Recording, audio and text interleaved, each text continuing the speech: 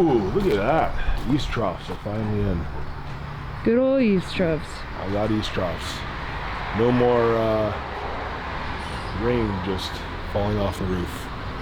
The yeast troughs is getting collected. In the wintertime, we had no yeast troughs. There was icicles hanging down about 6 feet in length all across the front of the house. It was a death trap. Hello, Penny. How you doing? Where's Charlie boy? Where's Charlie boy go, Penny? Where's Charlie boy? Where's the boo-boo Char? Char, what are you doing? Do you want to come down? Why did he go up there if he can't come down? He likes the couch up there. Oh. Oh, come on. Oh, yeah. Oh, I know. I know. You know the drill. Come on. Okay. So, time for post-workout. So this meal I'll be doing 60 grams of carbs from cream of wheat because I was doing cream of rice before, but it seems globally cream of rice doesn't exist anymore. This is serious. Yeah. Your sweater matches your mustard. If you guys have seen my videos before from cooking, you know that with my cream of wheat, cream of rice, oatmeal, I put it on a plate because it cools down a lot quicker and I can eat quicker. And I actually like it when it spreads out because then the top layer kind of gets hard. And if you make it ahead of time, if you put it in the freezer, it's kind of nice because it all gets hard.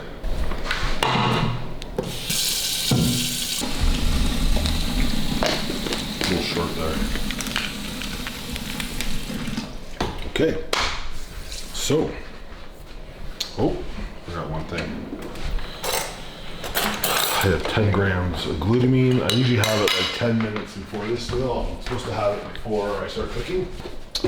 10 minutes prior.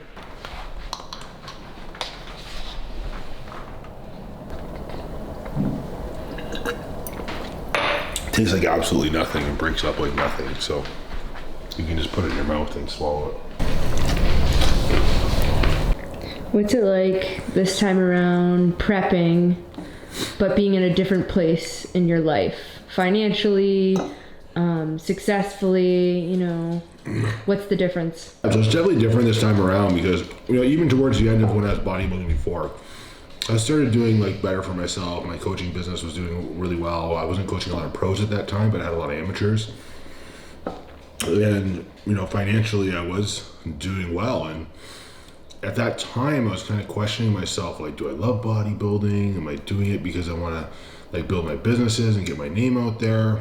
But, you know, now having, you know, building these businesses and being successful, I think it just like confirmed to me, like me and Mariah were talking and I was like, man, you know what? Like it never even crossed my mind. Like I don't want to work as hard because I don't need to, or I'm financially stable. It's like I put everything into this prep for the time I had. I had, you know, 16 weeks. And for me, it didn't affect me. It didn't make me less hungry. You know, some guys, I think when they reach the top or they reach success, whatever that looks like to them, whether it's financially or whatever, I feel like they lose that eye of the tiger. But for me, I think when it comes to stuff that I love, you know, I think I put everything into it. Otherwise, I wouldn't do it. So, yeah, and I mean, even when I quit bodybuilding, right, I still lived the lifestyle. You know, obviously I wasn't taking, you know, all the bodybuilding supplements and everything wasn't at 100%. You know, but I was still living the lifestyle. I was still eating 5 meals. I was still training every day. You know, so everything was still in place. And that sort of, I think, just confirmed to me that, like, I really do love this lifestyle. I love this sport. So, you know, committing to actually doing the bodybuilding show was more so me putting myself first and having to tell other people no, because I put a lot of time maybe into other people, or I help a lot of other people. So it was actually good for me, I think, because it put me in a position where I had to put myself first. And I really enjoyed the process, and I learned a lot during this process that I think just is going to make me a better coach. Yeah, it's like doing this prep too. It was like, you know, everyone always told me, they were like, Because over the years, I'm always like, oh, I want to compete, I want to compete. Oh, you don't need to. You're too busy. You're too stressed. You know, focus on your businesses. Competing's not going to do anything for you at this point. But the competing for me wasn't about like being famous or making money or like, none of those things are why I wanted to do it. Competing for me was something that I had a dream and a goal when I was a young teenager, and I never accomplished it. So it's sort of something personal to me. Me doing this and running all the businesses and prepping a lot of clients, I think like just confirms to me that like if you want something bad enough, like you will make an effort to make it a priority, and you can do it. You know, I think everyone focuses on the negative and comes up with excuses, but at the end of the day, it's like if you want it, you can do it. Yeah, my advice for someone that's been out of bodybuilding like I was for 5-6 years and wants to get back into it would be like, it depends, I guess, how far gone you are, like if you've still been living the lifestyle. But I think being realistic, I think for me, 16 weeks was a little bit pushing it, a little bit. I would have liked a little more time or notice. Like, having 25, 30 weeks to prep would have been more ideal. But because I've been so consistent throughout the years, I think for me, it was like my body responded very quickly. So if someone's been out of it and you're doubting yourself and you're not sure if you got it, I say just go all in, just get on the plan, just get on the program, just do it, be consistent. Like at the beginning of my prep, some of you guys know I've been battling a herniated disc for 3-4 years. And at the beginning of the prep, I couldn't walk. I couldn't do cardio for the first 5 or 6 weeks, really. And I was doing cardio, but just like, I was doing what I could. It was painful, but I just was like, you know what? I'm just gonna do it. Every day I just did it, stayed consistent on my program. And my herniated disc actually is the best it's ever been since I've had it. So I'm very thankful for that. And yeah, if you want it bad enough, I think you can do it. Just commit yourself to it. End of the day, bodybuilding is very extreme. It's very challenging, but it is fun. It's like we choose to do this. It's a blessing to be able to do it. A lot of the times before my herniated disc, I'd always be like, oh, I hate cardio. I don't want to do cardio. But it's all perspective. Having gone through those challenges of having a herniated disc and not being able to walk and being in pain, to bend over, to get up, to stand up, I'm like, you know what? Change my perspective. I was like, fuck, I'll do an hour and a half of cardio. Gladly, if I'm pain-free.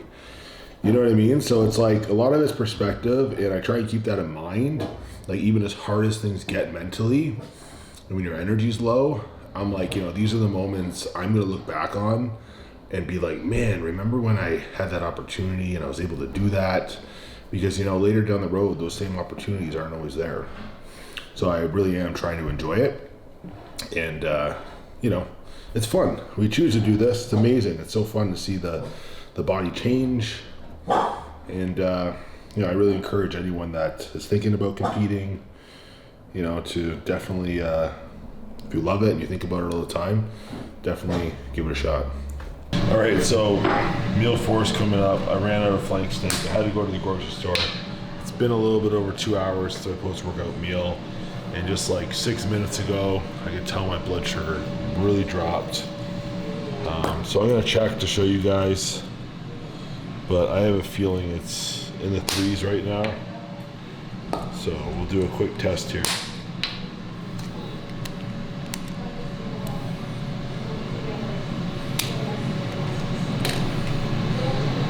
Wipe away the first drop.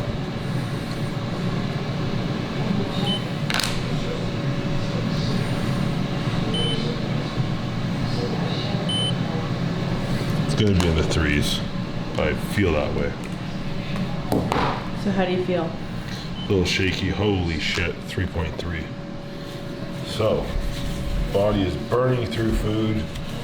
3.3 is really low. Dangerously low, that's why it's red. So, we gotta get this meal in. I encourage you guys to test your blood sugar. I'll do once I eat, because I'm not gonna make sense right now because I'm low blood sugar. I'll talk to you guys a little bit about it and how you can use it as a tool, whether you're dieting or whether you're reverse dieting or trying to put on muscle. So we're gonna get this meal 4 going, which is gonna be 8 ounces of flank steak with some vegetables. Just got back from the grocery store. I'm stocking up on whatever foods that I need in my prep constantly, because I never know with everything going on around the world if they're gonna run out of food. The last thing I want to do is be a couple days out from the show and not have the foods I've been eating for the last 16 weeks. Is that the lowest it's been? Quick. No, the other day on cardio, my evening cardio, I had to stop doing cardio and get off because I was like gonna fall over, and I checked it. It was 2.8. So it's pretty crazy. So this is how I make my flank steak, guys. So you see the grains going this way. So I'll cut off my 8 ounces. So I'll just guesstimate right now. So cut it that way with the grain. Cut strips, a couple strips here, right? So now I'm gonna take this and I'm gonna cut against the grain in these little pieces, and they fry up really nice in the frying pan.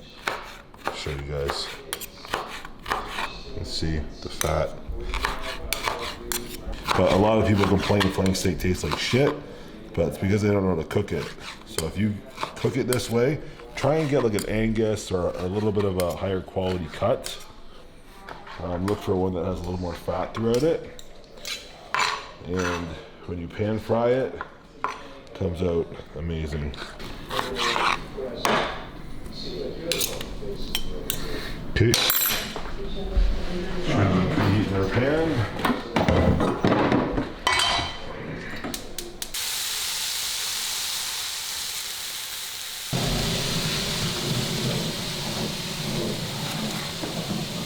Do 150 grams of peppers. Meal 4. I do kidney HD. So kidney HD all prep. I just do it one time a day. And post show, I ramp it up to 3 times a day to recover. But actually, the week of the show, I will also ramp it up to 3 times a day. Why is that? Just because I feel like when the kidneys are healthier and you're giving them that support, it helps you dry out. So I'll ramp it up to 3 times a day, a week out. Like citrus bergamot, I recommend all my clients take that. We'll probably come out with something, whether it's citrus bergamot on its own or a blend of different ingredients. But that's really good for your cholesterol and also very good for your blood glucose levels. So that's something else I take with this meal.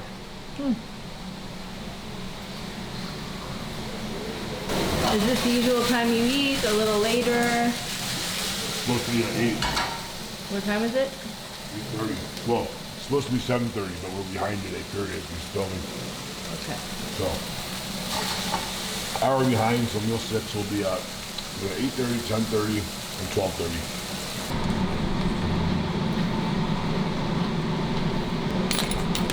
We're ready to rock.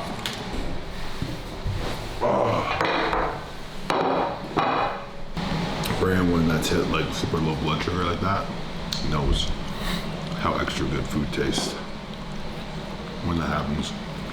I remember the first time it happened to me, I didn't know what was going on, and I just wanted like something cold, crunchy, and I ate like 5 apples.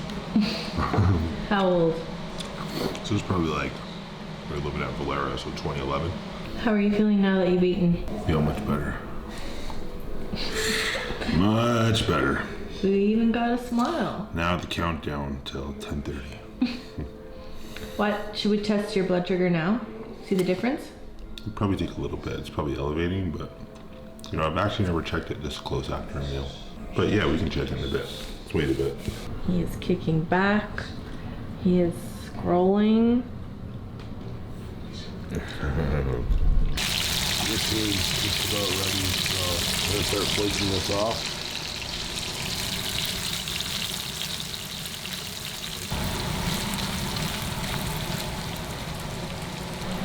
And because I'm dieting and we don't want extra added, like too much fats.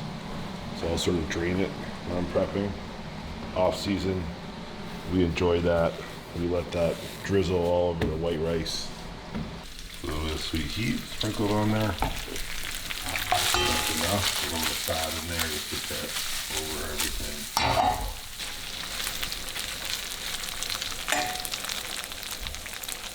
I like to be careful when I'm prepping. When I cook it off season, I'll put it on higher heat and fry it, but it can damage the fats.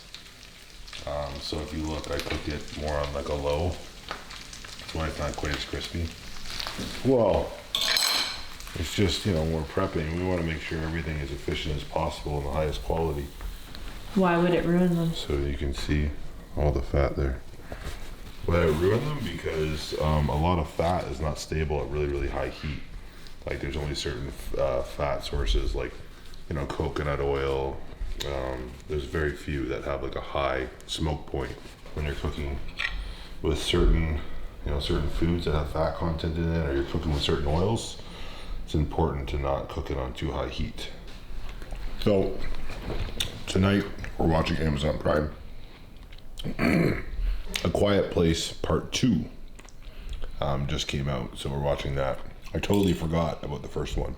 I'm remembering back to the first one as we're watching this one. It's a real nail biter. It certainly is. All right, guys, so it's 12:30. It's an hour past when I normally eat. Usually I'm in bed by 12:30, but running a little bit late today.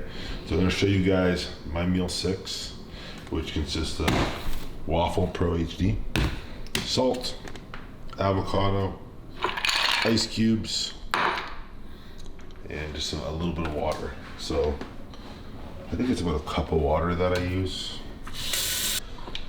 If you have a good blender like the Vitamix,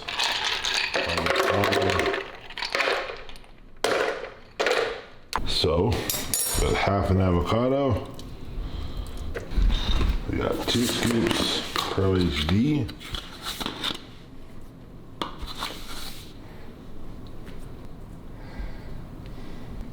And if you guys want to add like Splenda to it or stevia to it, sometimes I'll add a little extra stevia.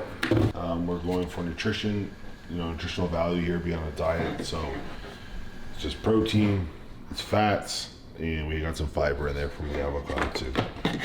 So we're gonna whip this up, try and turn it into ice cream. But yeah, so that's my bedtime shake right now. Hope you guys enjoyed the video. If you guys have any questions, comments, anything, please comment down below. Let us know if you like this style of video. A lot of people were asking for sort of like meal prep and day in the life type stuff. So hope you guys enjoyed it, and I'll be updating you guys next week when I'll be 1 week out.